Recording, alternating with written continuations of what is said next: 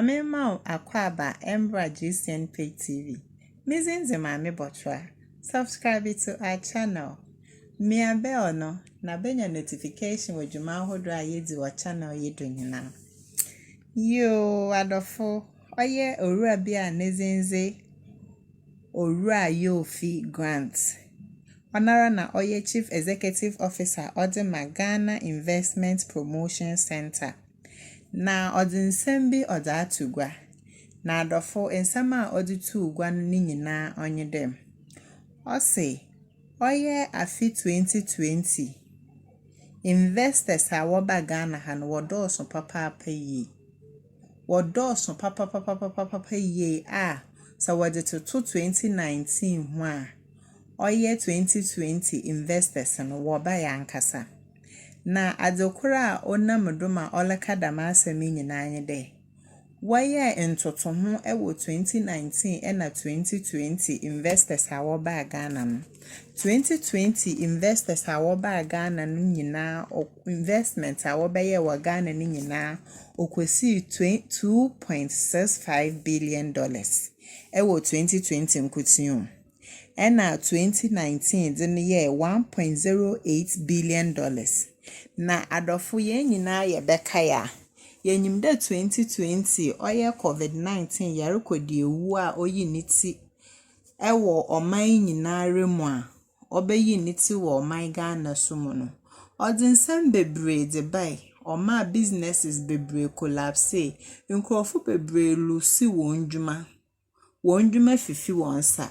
Na eyi na oye owura yofi grant nsem tu ugwa ewo Peace FM Akan News na olechire de onam nsam a osi ewo 2020 nti na wosro wonyim mpode wenyanyi dado mpode anka 2020 wobenya investors bebrebe ema waba invest ewo Ghana na ojina nsam edo okan osande inhyehyɛ papa yenwura His Excellency Nana Addo Ekufuado odi tutu na akwan mu nti ena oma investors no wonyenyi dado na wodi won sika wodi be invest ewo oman Ghana mu na oman Ghana wenya gidi investors no wenya gizi ewo oman Ghana mu de ekwan a wofado wo ye wo businesses no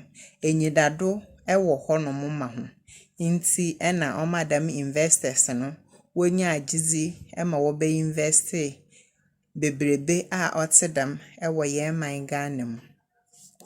Na adofo oye owura yofi nsama oditu ugwa ni nyina oleka oda hye yenwura mampanyin Nana Addo Ekufuado enyumunyam ewo adwenepa ena nyoma papa a odugu akwemu oninti na onamdo ema investors bebrebe wo bai na adofo moma yentie nsam na oye owura yofi grant oditu gwani bi. No any Chief Executive Officer ya or no and the Ghana Investment Promotion Center no GIPC yera yofi grant ede atu jazz say Ghana bon homoden ama sikapudo $2.6 billion and na chese a year investment and sika enkrofo ede ababe wura enwumemu e wo Ghana hasen oside to dwachire mu ebio say sika enkrofo de abewura enwumemu no nwuma hodo besa henu edioso enkono and na chese eyiniti ewo manta makomako enwotwemu a enkramanta munkuano enwuma ya register eye 231 ora yofi grant ade sansemi atudwa ena ochiremu se Ghana kwan ye faso enya amanoni sika ebewurawura enwuma mu no eye COVID-19 biri mu mporo chese wo mokora no ayo wo nwanwa ni nyina ne sanhyehyɛ ya pa ya aban edi egu akwan mu eno ena amasa abai aso. Na 2020 COVID-19 na ye ka say ye investors be Ghana. But no more na ambaso. Instead more investors no buy power. The investment foreign direct investment one guy na 2.65 billion. Abroad near yenya 2019 na 1.108 billion. don't say yeah, dear Ghana money, yeah, dear say to me attract this investment. Most of the investment they call manufacturing, any construction. Na yera yofi grant amananso de kan ho se afi 2021 mu no baby a womode womo eni asimiche Ghana Investment Promotion Center botaye wodo mani asie sika mu botaye no 3 billion US dollars na numu kra no womadi kan anya bro 590 million dollars. We are seeing now say last year because of COVID. BBI Masao BBI. It was still, but everyone still I to me attractive investors. Let's just say investors no one would GD say plan a Ghana senior president also manage COVID period. And my investors confidence say oh Ghana there to me one honor say because the honor and this year target $3 billion. Now already no you 590. The bumpire say near because you Any awoti chief executive officer ya ono ne da Ghana Investment Promotion Center no yera yofi grant. Na wati mu asamba kwa etie himu wa Ghana hanumu a ene awudu afiefie monten so ne ka mu a eno an obi e ka ho asem obetia ne say yesi you temperament deputy director wa upon the girlfriend kunu that the social media mpage so usen animu a nanim nyina so yesi wabune kunu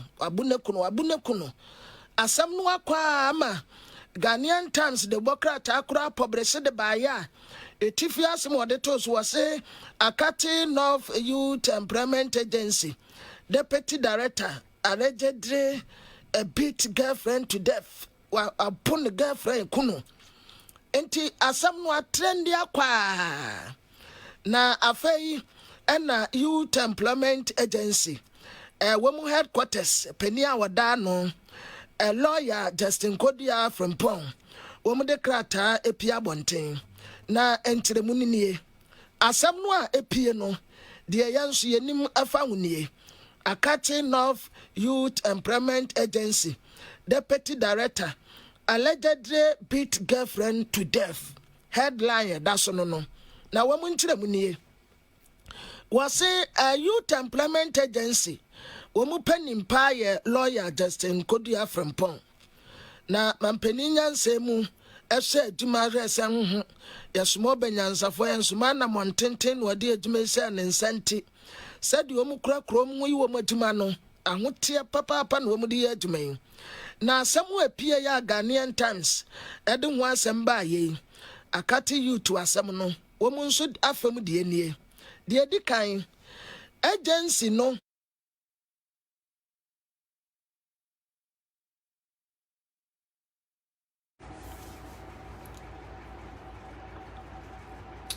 Ma'am, good evening about Ofori TV so when say Saturday bia sani aya meya no e wo me live e wo Ofori TV so no eye nyoma papa MPP aban here no eno na me bon ho dawro eye Saturdays bia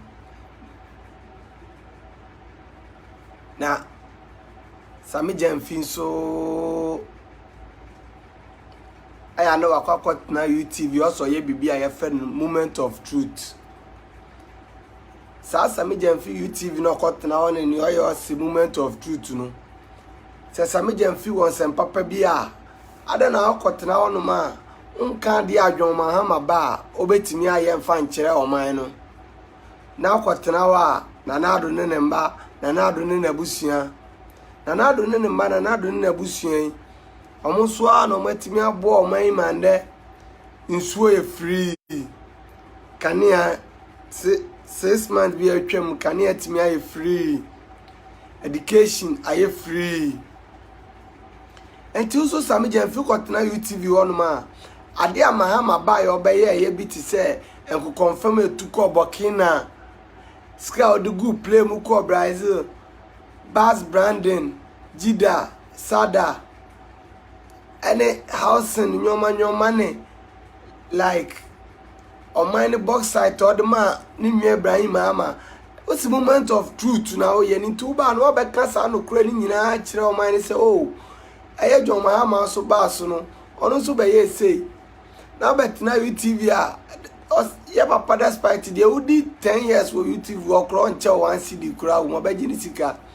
And in your summit and feel got now YouTube no any dear. And no a bowl of goose. And no and twaba and any idea. Your mama no obi wagana how about twaba dama your mama. Because obianim your mama and a track record. Obianim your mama and a record our Ghana. John Mahama record our Ghana Hanum that is a Manchester United and we need 3 to us. Or we need 2 next one here draw. Chum 10 or my light off.